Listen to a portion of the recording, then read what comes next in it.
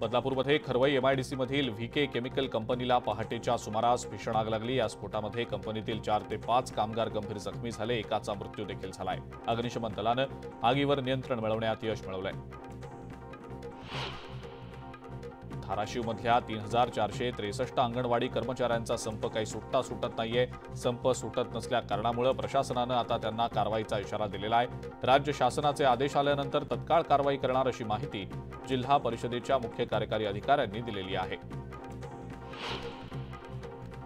मराठा आरक्षणाच्या मुद्द्यावर तोडगा काढण्यासाठी सरकारकडून प्रयत्न केले जात आहेत। सरकारचं शिष्टमंडळ आज पुन्हा मनोज जरांगेंची भेट घेण्याची शक्यता आहे। आरक्षणाच्या संदर्भात मसुद्यात सुचवलेल्या दुरुस्तींच्या बाबतीत यावेळेला चर्चा होऊ शकते। त्यामुळे जरांगेंनी दिलेल्या मुंबई आंदोलनाच्या इशाऱ्यानंतर त्यांची समजूत काढण्यामध्ये सरकारचं हे शिष्टमंडळ यशस्वी होतं का हे पाहावं लागेल। लोकसभा निवडणुकीच्या तयारीसाठी काँग्रेस सज्ज झालेला आहे। महाराष्ट्र काँग्रेसच्या वतीनं राज्यातल्या सगळ्या विभागांमध्ये बैठकांचं आयोजन करण्यात आलेलं आहे। अमरावती इथं या बैठकांना सुरुवात होईल। नवनियुक्त प्रभारी रमेश चेन्नीथला यांच्या उपस्थितीत प्रदेशाध्यक्ष नाना पटोले यांच्या अध्यक्षतेखाली या बैठका होतील। या बैठकांमध्ये लोकसभा निवडणुकीची रणनीती ठरवली जाईल। अजित पवार गटाचा राज्यस्तरीय मेळावा आज मुंबईमध्ये पार पडणार आहे। निर्धार नारी शक्तीचा या घोषवाक्याखाली षण्मुखानंद सभागृहात या मेळाव्याचं आयोजन करण्यात आलेलं आहे। या मेळाव्याला अजित पवार, सुनील तटकरे, प्रफुल्ल पटेल हे मार्गदर्शन करतील। तर या मेळाव्याला राज्यभरातून महिला पदाधिकारी आणि महिला कार्यकर्त्यांची मोठ्या संख्येनं उपस्थिती असेल। मुंबई महानगरपालिकेतल्या खिचडी घोटाळा प्रकरणी आदित्य ठाकरेंचे अत्यंत विश्वासू मानले जाणारे सूरज चव्हाण यांना ईडीनं अटक केलेली आहे। कोविड काळातल्या खिचडी घोटाळा प्रकरणी यापूर्वी सुद्धा सूरज चव्हाणची ईडीकडनं चौकशी झालेली होती आणि त्यानंतर सूरज चव्हाणला आता अटक झाल्याची माहिती मिळतेय। सूरज चव्हाणला कोर्टात आज हजर केलं जाणार आहे। मातोश्री बाहेरील हनुमान चालीसा पठण आंदोलन प्रकरणी खासदार नवनीत राणा आणि आमदार रवी राणा यांनी हायकोर्टात याचिका दाखल केलेली आहे। खार पोलीस ठाण्यात दाखल गुन्ह्यातनं दोषमुक्तीची मागणी करत सत्र न्यायालयाच्या कारवाईला सुद्धा स्थगिती देण्याची मागणी राणांनी केलेली आहे। याबाबत आज हायकोर्टात सुनावणी होणार आहे। ईडीनं दाखल केलेल्या मनी लॉन्डरिंग प्रकरणाच्या अनुषंगानं आज सुनावणी होतीये। आरोपी खासदार संजय राऊत आणि प्रवीण राऊत आज कोर्टात हजर राहणार असल्याची माहिती मिळतेय। तर गुरु आशिष कंपनीचे प्रवर्तक आरोपी राकेश आणि सारंग वाधवान व्हीसीद्वारे सुनावणीला हजर राहणार असल्याचं समजतंय। नागपूरच्या दीक्षाभूमीच्या सर्वांगीण विकासाचा प्रकल्प 19 ऑक्टोबर 2025 पर्यंत पूर्ण केला जाणार आहे। नागपूर महानगर प्रदेश विकास प्राधिकरणानं बुधवारी मुंबई हायकोर्टाच्या नागपूर खंडपीठामध्ये प्रतिज्ञापत्र दाखल करत ही माहिती दिलेली आहे।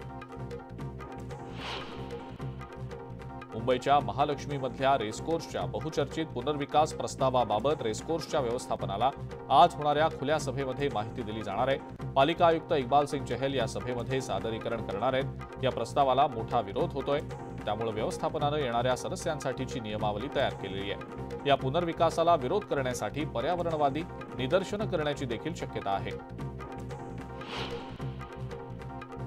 धाराशिवमधल्या कारी या गावाचा सोलापूरमध्ये समाविष्ट होण्याचा वाद आता चिघळलाय। ग्रामस्थांचा सोलापूरमध्ये समावेश करून घेण्यास विरोध आहे आणि त्यामुळे संतप्त ग्रामस्थांनी धाराशिवच्या जिल्हाधिकारी कार्यालयासमोर आमरण उपोषणाला सुरुवात केली आहे।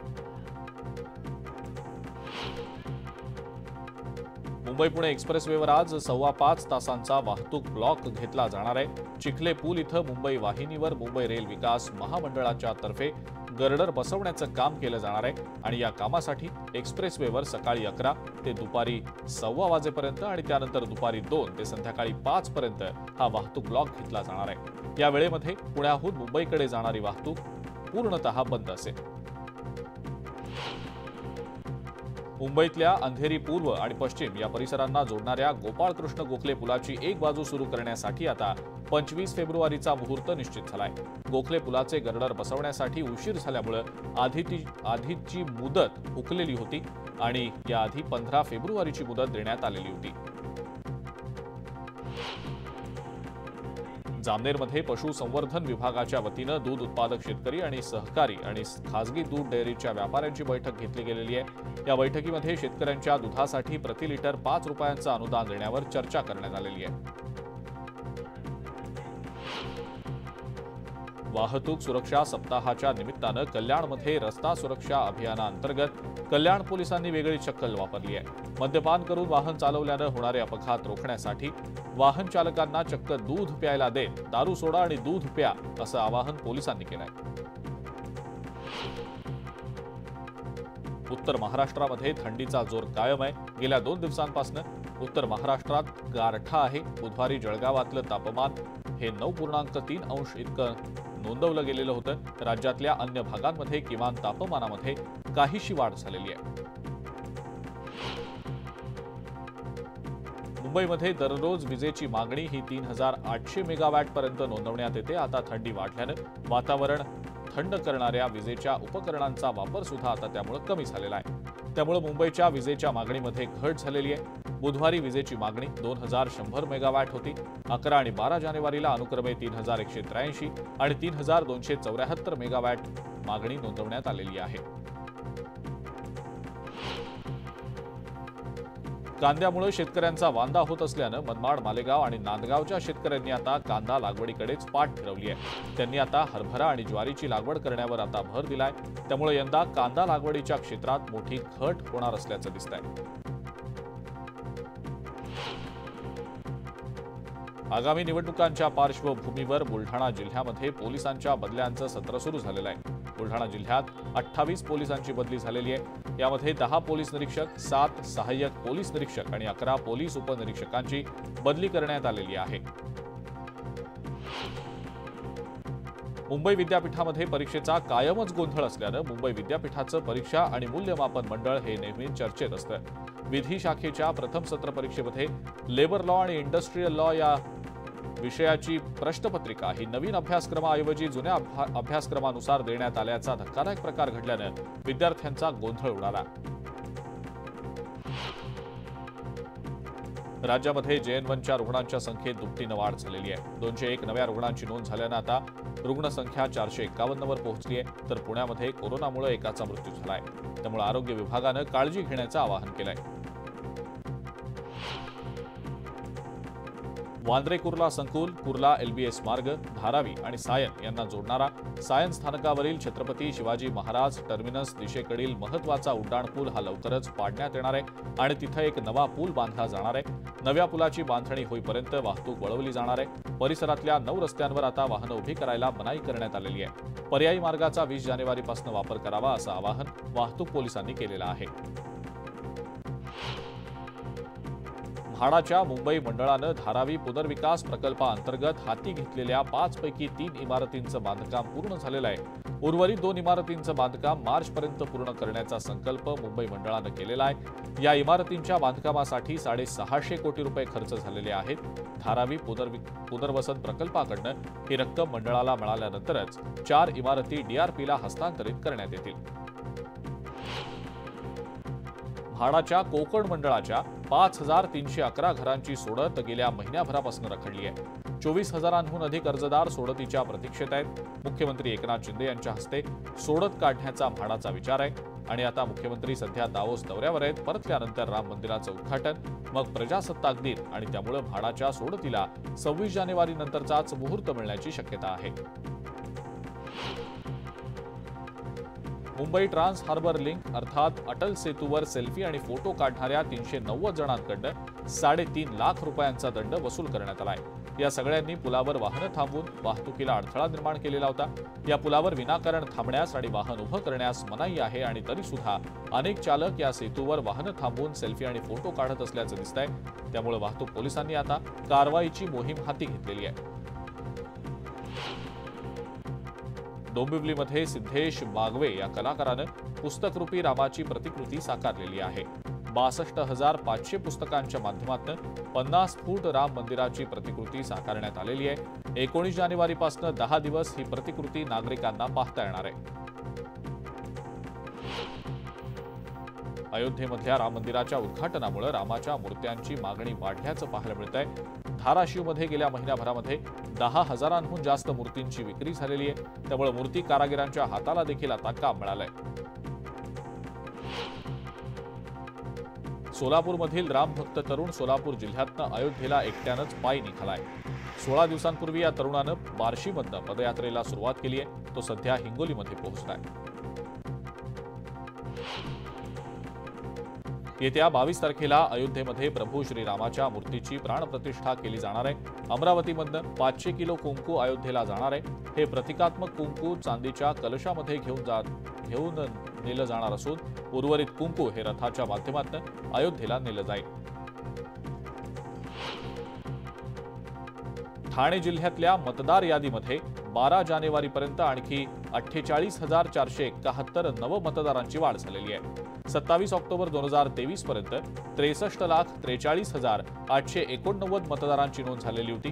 त्यानंतर ही मोहीम पुढे देखील सुरू राहिलेली होती. त्यानुसार आता एकूण मतदार संख्या ही 63,92,360 इतकी झालेली आहे. नवमतदारांमध्ये आता सुमारे 40,000ची भर पडलेली आहे. निकृष्ट दर्जाची वायरिंग, शॉर्ट सर्किट, इमारतीमध्ये अग्निशमन यंत्रणेचा अभाव अशा अनेक कारणांमुळे मुंबईमध्ये आगीच्या घटना घडतायत. गेल्या 3 वर्षांमध्ये आगीच्या 13,000 घटनांनी मुंबईकरांना आगीचे चटके बसल्याचं पाहायला मिळालं. आधीच्या काही वर्षांच्या तुलनेमध्ये 2023 मध्ये आगीच्या घटनांमध्ये 60% वाढ झालेली होती. या आगीच्या घटनांमध्ये 65 जणांना आपला जीवही गमवावा लागलाय. अतिवृष्टी आणि त्याच वेळेला समुद्राला भरती असं समीकरण जुळून आल्यास समुद्राचं पाणी मुंबईमध्ये शिरून पूरस्थिती निर्माण होत असते. हा दरवर्षीचा मुंबईकरांचा अनुभव आहे. मात्र कोस्टल रोडमुळे ही पूरस्थिती रोखण्यामध्ये मोठा हातभार लागेल अशी अपेक्षा आहे. कोस्टल रोडच्या पट्ट्यामध्ये एकूण 14 फ्लड गेट्स उभारण्यात येणार आहेत. त्यापैकी 6 गेट उभारण्याचं काम पूर्ण झालेलं आहे. सगळे गेट उभारून झाल्यानंतर पुढच्या वर्षी या गेटचा प्रभाव दिसून येईल. नवी मुंबई महानगरपालिकेच्या माध्यमातून विकास कामांचा धडाका सुरू आहे. अनावश्यक कामांवर कोट्यवधी रुपयांची उधळण केली जाते आणि याचाच एक भाग म्हणून सुस्थितीत असलेल्या पाम बीच मार्गावर सिमेंटचा मुलामा लावण्यासाठी 10 कोटींची कामं काढण्यात आलेली आहेत. विशेष म्हणजे 5 वर्षांपूर्वी याच कामावर कोट्यवधी रुपये खर्च करण्यात आलेले होते. छत्रपती संभाजीनगरमधल्या वळद गावामध्ये बिबट्याची दहशत पसरली आहे. बिबट्याच्या वावरामुळे इथल्या नागरिकांमध्ये भीतीचं वातावरण आहे. खाम नदी परिसरामध्ये वन्य प्राण्यांचा वावर असतो आणि त्यामुळे इथले नागरिक आता जीव मुठीत घेऊन जगतायत. तुळजाभवानीच्या शाकंभरी नवरात्रोत्सवाला सुरुवात झालेली आहे. 11 जानेवारीपासून देवीची मंचकी निद्रा सुरू होती. ती पहाटे संपली आणि त्यामुळे मातेची मुख्य मूर्ती सिंहासनावर प्रतिष्ठापित होणार आहे. गोंदियामध्ये अंगणवाडी सेविकांनी गुणरत्न सदावर्ते यांच्या विरोधात धरणे आंदोलन केलं. सदावर्तेंनी अंगणवाडी कर्मचाऱ्यांच्या विरोधात सुप्रीम कोर्टात याचिका दाखल केलेली आहे. अंगणवाडी कर्मचाऱ्यांच्या आंदोलनामुळे राज्यामध्ये 78,000 बालकं कुपोषित झालेली आहेत असा उल्लेख याचिकेमध्ये करण्यात आलेला आहे. त्यामुळे या अंगणवाडी कर्मचाऱ्यांनी सदावर्ते यांचा निषेध करत काळा दिवस पाळलाय. पारधी समाजातल्या 50 कुटुंबांवर झालेल्या अतिक्रमण कारवाईमुळे पारधी समाज आक्रमक होऊन उपोषणाला बसलेला होता. उपोषणादरम्यान तिघांची प्रकृती खालावलेली आहे. त्यातील एकाला शासकीय रुग्णालयात दाखल करण्यात आलेला आहे. 22 जानेवारीला होणाऱ्या राम मंदिराच्या उद्घाटनाचा देशभरामध्ये मोठा उत्साह पाहायला मिळतोय. गोंदियामध्ये श्रीरामाच्या झेंड्यांची मागणी वाढलेली आहे. गोंदिया नगरी राममय झाल्याचं पाहायला मिळतंय. प्रत्येक घरामध्ये रामाचा झेंडा पाहायला मिळतोय. कर्तव्यावर असलेल्या एसटी चालक आणि वाहकांनी गणवेशावर नेमप्लेट आणि बिल्ला लावणं अनिवार्य असून तसं न करणाऱ्यांवर आता कारवाई केली जाणार आहे. मात्र संबंधित एसटी आगार व्यवस्थापक आणि पर्यवेक्षकीय कर्मचारी यांच्यावर देखील कारवाई केली जाईल. या निर्णयाच्या अंमलबजावणीसाठी 31 जानेवारीपर्यंतची मुदत देण्यात आलेली आहे. संपूर्ण सातारा जिल्ह्याभरामध्ये दाट धुकं पसरलेलं आहे. वातावरणामध्ये धुकं पसरल्यामुळे दृश्यमानता कमी झाल्यानं राष्ट्रीय महामार्गावरच्या वाहतुकीवर देखील त्याचा परिणाम दिसतोय. ज्वारी, गहू आणि हरभरा या पिकांवर धुक्यामुळे तांबेरा रोग पडण्याच्या शक्यतेनं आता शेतकरी हवालदिल झाले. 25 मिनिटं 50 बातम्यांमध्ये आता वेळ झाली आहे एका ब्रेकची. बघत रहा न्यूज 18 लोकमत.